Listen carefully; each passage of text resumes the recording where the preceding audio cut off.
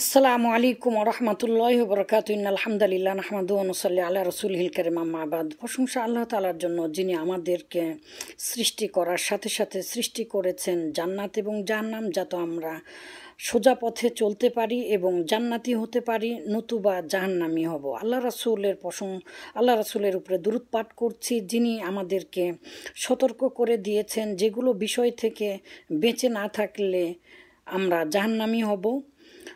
সাল্লাল্লাহু আলাইহি ওয়াসাল্লাম। সম্মানিত ভাইরা, আজকে খুবই সংক্ষিপ্ত পরিসরে এমন কিছু অভ্যাসগত কবিরা গুনাহ, অভ্যাসগত বিষয়গুলো আলোচনা করব, যেগুলো আমাদের অভ্যাসে পরিণত হয়েছে, কিন্তু সেগুলো জাহান্নামে যাওয়ার জন্য যথেষ্ট। কারণ সরাসরি অনেক হাদিসে এসেছে যে এগুলো বৈশিষ্ট্য বা এগুলো আমল করলে মানুষ জাহান্নামী হবে, আর জান্নাতে সে ব্যক্তি প্রবেশ করতে পারবে না। চলুন আমরা সেগুলো শুনে আসি এবং সতর্ক হওয়ার শুধু চেষ্টাই করি না, অবশ্যই আমাদেরকে এগুলো থেকে বেঁচে থাকতে হবে। প্রত্যেকটা হাদিস হচ্ছে সহি হাদিস, এই জন্য তাহকিক করার প্রয়োজন বোধ করছি না। রাসূল সাল্লাল্লাহু আলাইহি ওয়াসাল্লাম বলেন, লা ইয়াদখুলুল জান্নাতা, জান্নাতে প্রবেশ করবে না কে? কত্তাতুন, চুগলখোর ব্যক্তি, যে কুটনামি করে, একের কথা অন্যকে লাগায়। এরকম ব্যক্তির আলামত হচ্ছে মুনাফিকের একটা বৈশিষ্ট্য বটে, এবং এরকম ব্যক্তির জন্য আল্লাহ তাআলা কোরআনে ওয়াইল বলেছেন, তার মানে তার ধ্বংস অনিবার্য। এবং এরকম ব্যক্তির অনেক অনেক ভয়াবহ একটি আযাব রয়েছে। সুতরাং এই যে চগলখড়ি করা, এটা একটা কবিরা গুনাহ। অন্যের মানুষ ইসলামের যে মূল ভিত্তি, এটা নষ্ট হয়ে যায়। কিন্তু কাজ আমাদের এমন অভ্যাসে পরিণত হয়েছে, এক কাপ চা খেতে বসলে, রাস্তাঘাটে উঠতে বসতে, সকল জায়গাতেই আজ আমরা মহামারী আকারে নিজের আলোচনা না করে অন্যের আলোচনা করার সাথে সাথে তার বিষয়ে দুর্নাম অথবা তার বিষয়ে এমন কিছু বলি অন্যের কাছে, তার কাছে ভালো হওয়ার জন্য, কিন্তু তার বিষয়ে আমরা গীবত করে ফেলি অনেক সময়, এবং আমরা চুগলখড়ি করি। চুগলখড়ি করা, তার কথা অন্যের কাছে লাগানো। সম্মানিত ভাইরা, গীবত করাটাও কবিরা গুনাহ। গীবত আর চুগলখড়ি অবশ্য ভিন্ন জিনিস। তাই আল্লাহ রাসূল বলেছেন যে যাবে না, লা ইয়াদখুলুল জান্নাতা কত্তা ইয়ানি মান্নান, এরকম ব্যক্তি যাবে না জান্নাতে, অর্থাৎ সে জাহান্নামী। এটা একটা জাহান্নামে যাওয়ার একটা বৈশিষ্ট্য বা আমল। আল্লাহ রাসূল আরও বলেছেন, লা ইয়াদখুলুল জান্নাতা কাতিয়া, এই কাতিউর রহম, যে আত্মীয়তার বন্ধন ছিন্নকারী ব্যক্তি জান্নাতে যেতে পারবে না, জান্নাতে প্রবেশ করবে না।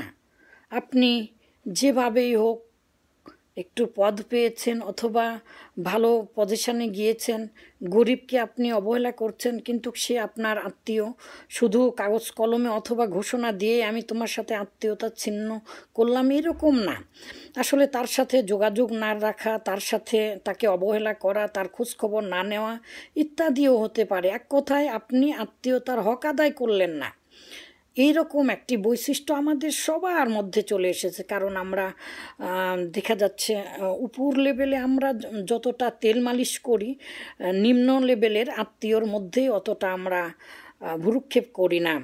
কিন্তু এটিও একটি জাহান্নামে আমল, জাহান্নামে যাওয়ার জন্য যথেষ্ট একটি আমল।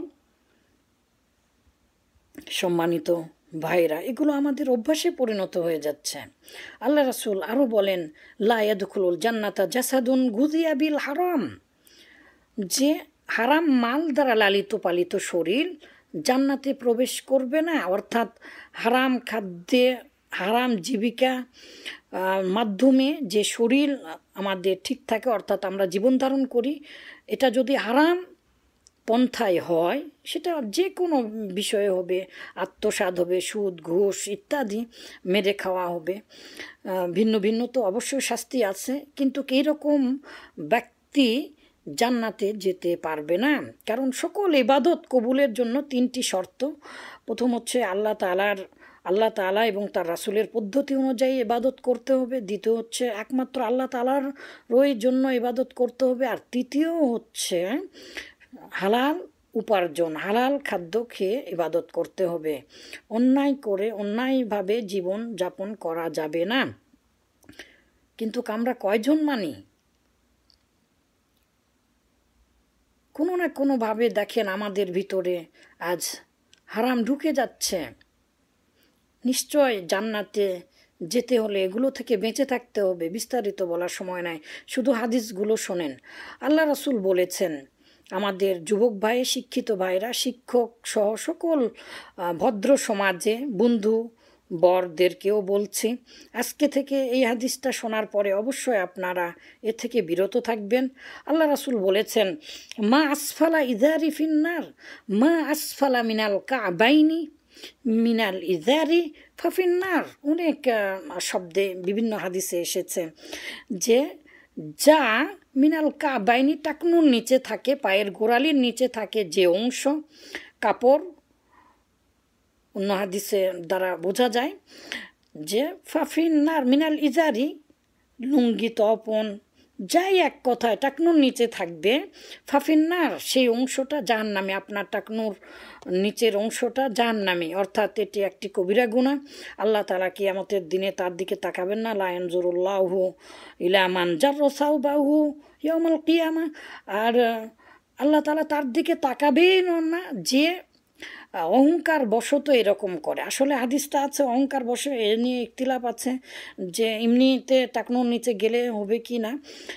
এই যে আপনি শুনলেন, আপনার সমাজ বিরোধী একটা কাজ মনে হচ্ছে, আপনি শত চেষ্টা করেও পারছেন না, জানার পরেও নামাজের মধ্যে আপনি নামাজ পড়ছেন কিন্তু টাকনুর উপরে কাপড় রেখে, কিন্তু আপনি তাও কেটে নিতে পারছেন না। অন্য সময় সব সময় আপনি একটা কবিরা গুনাহ করছেন।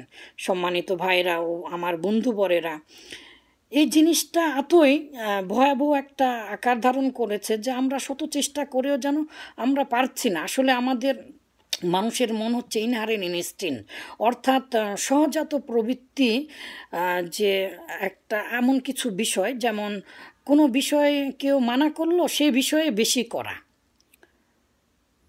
যেমন ইবাদত বন্দেগী ইত্যাদি।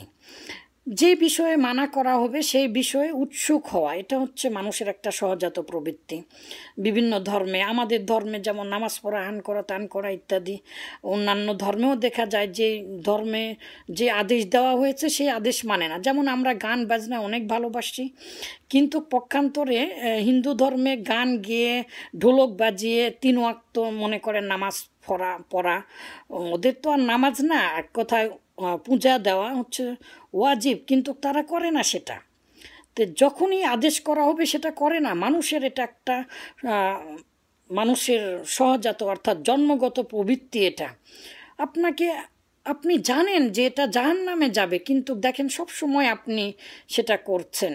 আপনি শিক্ষিত বলছেন, আজ থেকে জানার পরে যদি কোনো ভাই প্যান্ট না কেটে নেন তাহলে মনে করবেন আপনি আপনার মনের সাথে পারলেন না, আপনি অহংকার করে আবারও এই নিচে পড়ছেন। পৃথিবীর আজ সব কিছু পরিবর্তন হয়ে যাচ্ছে, মানুষের অভ্যাসের পরিবর্তন হচ্ছে।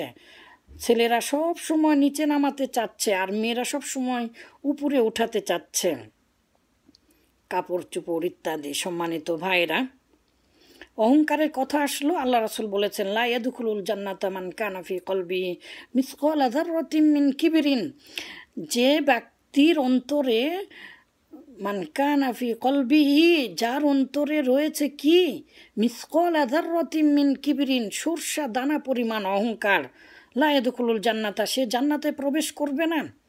অহংকার অনেক বড় একটা ভয়াবহ জিনিস। অহংকার এমন একটি অভ্যাসগত মানুষের সহজাত একটা প্রবৃত্তি যেটা জাহান্নামে নিয়ে যাবে এবং জান্নাতে প্রবেশ করতে পারবে না। অহংকারটা কি জিনিস? অহংকারটা হচ্ছে আল কিবরু বাতরুল হাক্কি অগমতুন নাস, সত্য জানার পরে সেটা না মানা, সত্য জানার পরে সেটা না মানা, সত্য জানার পরে তা অস্বীকার করা। বাতরুল হাক, সত্যকে অস্বীকার করা।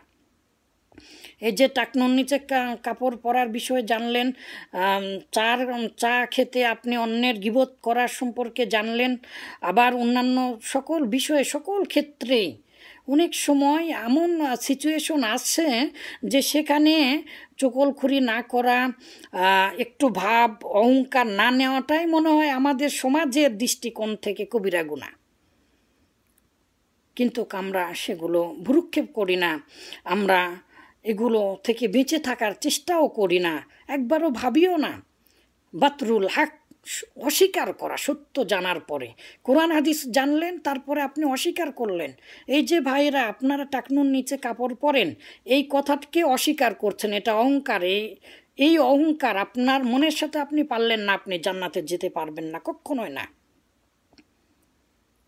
সম্মানিত ভাইরা, ও বাতরুল হক ও গমতুন নাস, এবং মানুষকে হেয় করা। সময় চলে যাচ্ছে, আমাদের বাংলাদেশে সবচাইতে বড় যে সমস্যা সেটা হচ্ছে জনসংখ্যার সমস্যা। এখানে চাকরি বাকরি পাওয়াটা আমাদের ভাগ্যের এখন লিখন হয়ে দাঁড়িয়েছে। সব কিছুই তো ভাগ্যের লিখন, হাজার চেষ্টা করেও অনেক সময় হয় না। কিন্তু আপনি কিছু ভালো পজিশনে গিয়েছেন, আপনি অন্যকে অবহেলা করছেন, আপনার মনে ভিতরে অন্যের প্রতি এক ধরনের অবহেলা চলে এসেছে, যে মানুষকে অবহেলা করা, এটা অহংকার। আপনি কি মানুষকে অবহেলা করেন যে কোনোভাবে, যে কোনো ক্ষেত্রে, তাহলে মনে করলেন আপনি অহংকার করলেন। অহংকার অন্য কিছু নয়। আপনার জামা ভালো হোক, আপনি পরিপাটি থাকেন, আপনার জুতা ভালো হোক, এগুলো আল্লাহ তাআলা আরও সুন্দর, আল্লাহ তাআলা সুন্দরকে ভালোবেসেছেন, হাদিসেই বলা আছে। কিন্তু অহংকারটা মনে রাখবেন, অহংকারটা হচ্ছে সত্য জানার পরে অস্বীকার করা, সত্যকে অস্বীকার করা এবং মানুষকে অবহেলা করা। সম্মানিত ভাইরা, আল্লাহ তাআলা আমাদেরকে এ সকল জাহান্নামী বদ অভ্যাসগুলো থেকে আমাদেরকে বেঁচে থাকার তৌফিক দান করুন। আসসালামু আলাইকুম ওয়া রাহমাতুল্লাহি ওয়া বারাকাতুহু।